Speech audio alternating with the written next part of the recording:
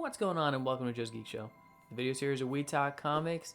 And rising from the depths of the excellent Flashpoint story by Jeff Johns comes the New 52, a brand new continuity of stories that freed all writers up from decades worth of continuity in order to craft brand new content. And while the stories could be rather hit and miss, if there's one character that I can always rely on, it's the Flash.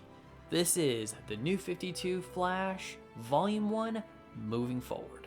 And within this first volume, we have the story by Francis Manapul and Brian Buccellato, art by Francis Manapul, colors by Brian Buccellato and Ian Herring, letters by Sal Cipriano, Carlos M. Mangual, and Wes Abbott. And this first volume breaks down into 3 stories, with the first telling the tale of Barry Allen as he comes into contact with an old friend, Manuel Lago, but quickly realizes he's into some deep stuff as he's being hunted by a group known as Mob Rule, until it's revealed that they are all clones of Manuel due to powers he was given by the government. However, these clones have an expiration date, dying in the order in which they were created, and eventually enlist the help of Darwin Elias, a scientist who also had been helping the Flash develop a new power with allowing his brain to tap into the Speed Force in order to think through any situation. The story comes to a head as the Flash has to contain a blast given off by Dr. Elias' machine, which ends up killing the rest of Manuel's clones. The story concludes with Manuel escaping, and Dr. Elias telling Barry that he's been creating wormholes with the Speed Force and it must be destroyed. The second story is a little more simple, which has a focus on Captain Cold, as due to the blackout that occurred from the previous story, both Central City and Keystone City are essentially in the Dark Ages, with all tech fried. Because of this, Cold's sister is unable to get surgery necessary to remove a brain tumor, causing him to blame and target the Flash. Alternatively, as the story is told out of sequence, Barry is on a date with Patty. Dr. Elias reveals to the Flash a brand new treadmill that can harvest the Flash's excess Speed Force and turn it into an energy power for the city. He also gives him a monitor to allow the Flash to calculate when he's burnt too much energy and close to opening a breach. As the story progresses, Cold manages to locate the Flash on a cruise ship, in which the Flash is successful in stopping Captain Cold, and as well promising to help his sister any way he can.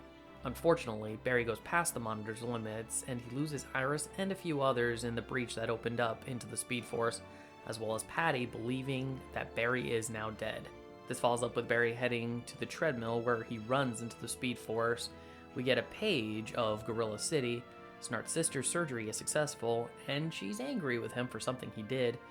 Patty heads over to Sing's where she breaks down over the supposed loss of Barry, and Barry himself arriving in the Speed Force and getting put a headlock. Which carries us into the third and final story in this volume. We find out that the man who attacked the Flash is a Tuskegee World War II air pilot named Roscoe Hines, aka Turbine, who became trapped in the Speed Force when one of the breaches opened up.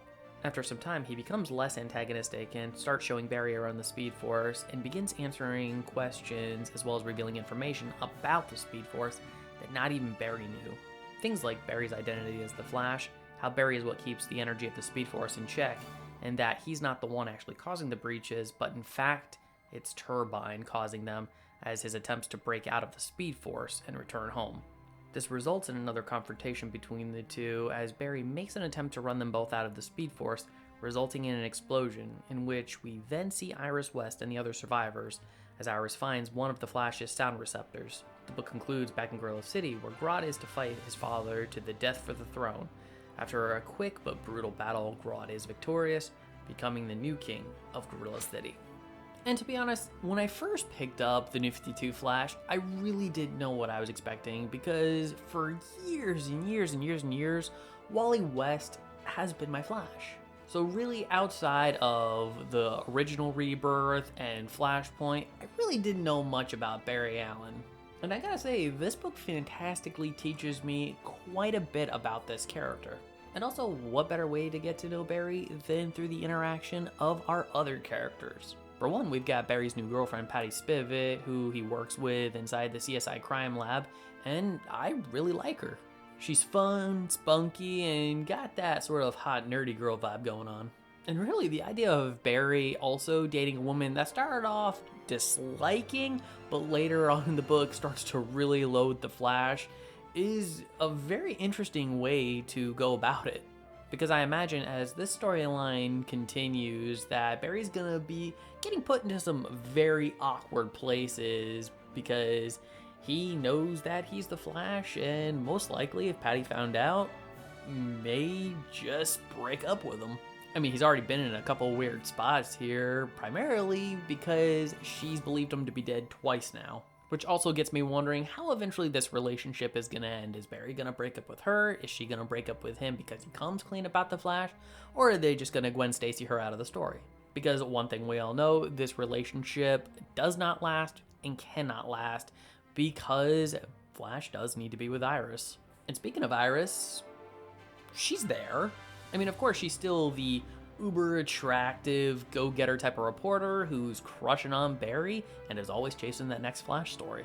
But she never really does anything specific that impacts the plot in any kind of way, and more so, it comes off as the book trying to remind us that she's even here at all. Because every time they introduce her into a certain segment, they always kind of find a way to sort of remove her from the story right up until towards the end of this particular volume where she gets sucked up into the Speed Force, which makes me think, okay, in the second volume, she's probably going to be playing a little bit of a bigger role.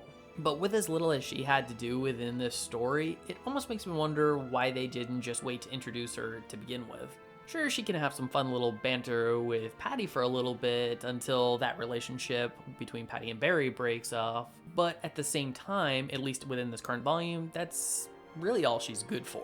Now when it comes to the villains that we see in this book, Manuel Lago, aka Mob Rule, is definitely a very interesting character.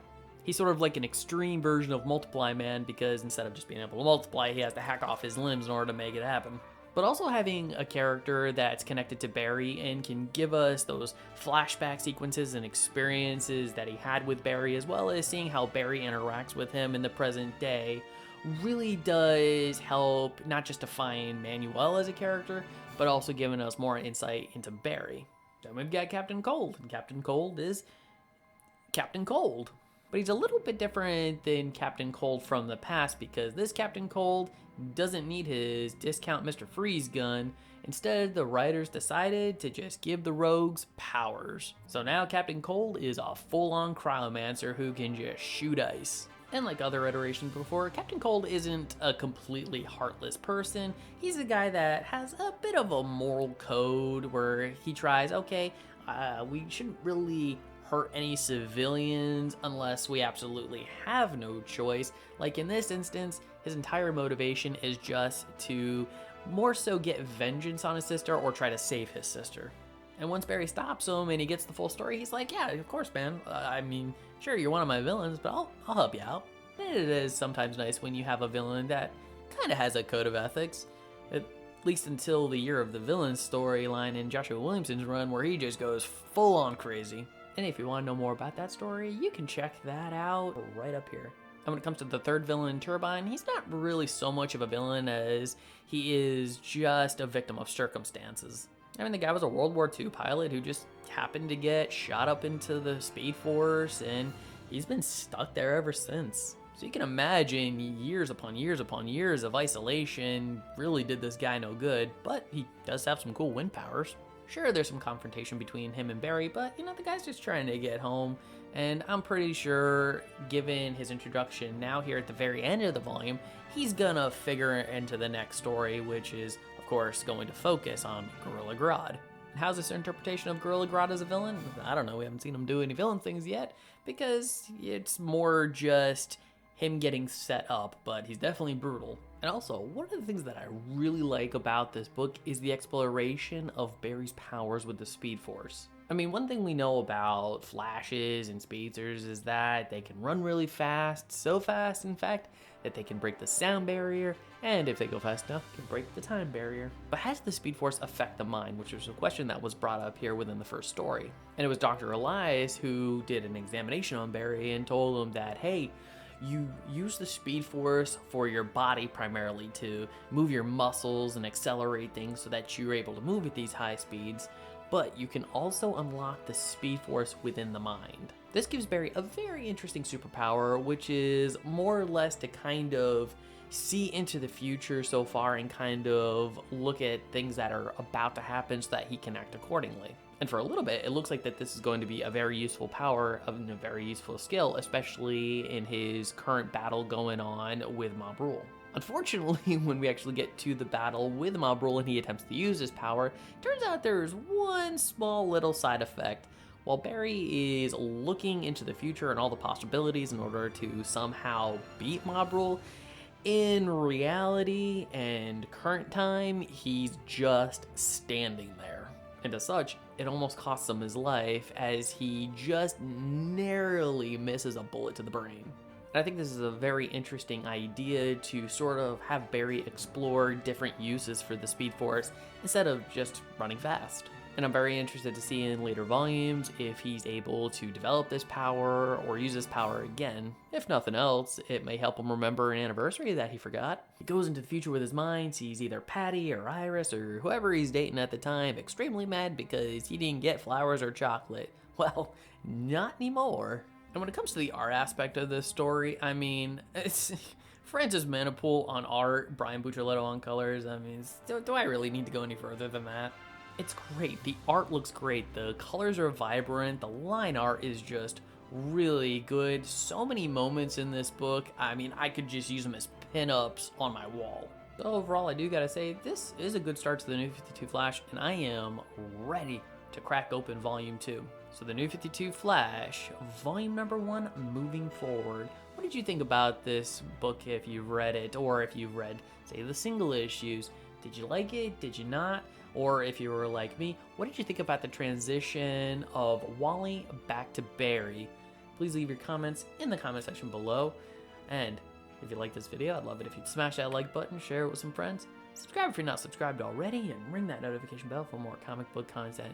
And if you're wondering what to watch next, consider one of these two videos. And if you want more Flash, you can check out a whole slew of Flash videos that I've got in a playlist right up here. Alright, take care, have a great day, and as always, stay geeky.